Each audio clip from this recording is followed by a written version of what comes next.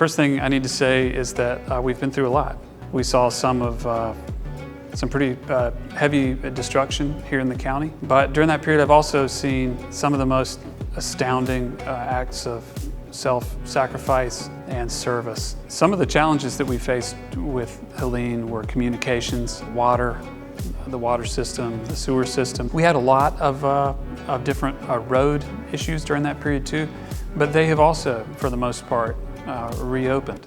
Immediately after the storm, we found that we had severe water leaks in our water system, and that a majority of our customers were going to be without water. Our water and sewer department jumped into action immediately and began making repairs. We were able to get the water reestablished within 6 days to 95% of our customers, and within 14 days for 100% of our customers. We had similar issues with our wastewater plant. Our wastewater plant went completely underwater.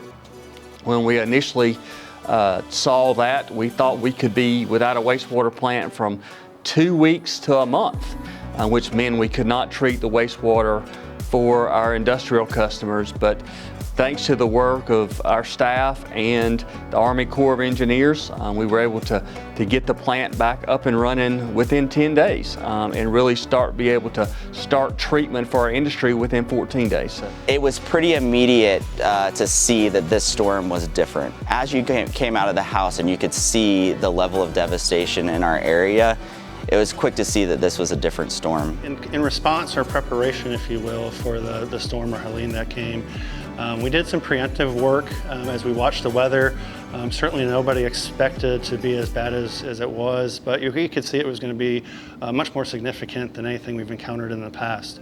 We performed really, really well as a team. We executed a really, really resilient shutdown plan. And that's when I reached out to my contact at Henderson County Partnership for Economic Development, and Emily was able to help us out, get in touch with the right people at Duke to get the right type of power crew out here to our facility to get us back operational again. So without their help, I'm pretty convinced we would have been without power for at least another week. And for us to be able to bring back our staff of about 60 people was really impactful for our business as well as for our staff. But on day 8, it was a day that we celebrated because we were able to learn that all of our employees were safe and accounted for. We're overall very fortunate on how our facility and our staff fared through this storm. Yeah, within 24 hours of getting power back, we were able to melt aluminum, get it back into liquid state, and start casting parts on both of our aluminum machines. We were able to get back in production fast enough that we minimized or alleviated any supply disruptions from our critical brands. So throughout this process, the Henderson County has been a tremendous partner. It's really been a blessing to be part of this community. There was a time when we were managing the county with pen and paper.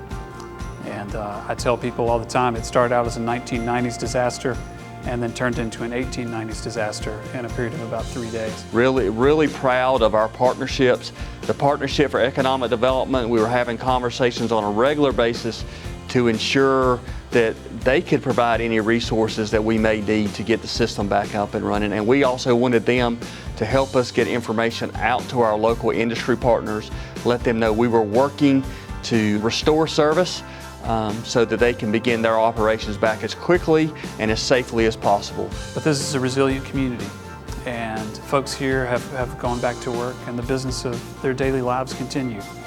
Commerce, Henderson County is open for business.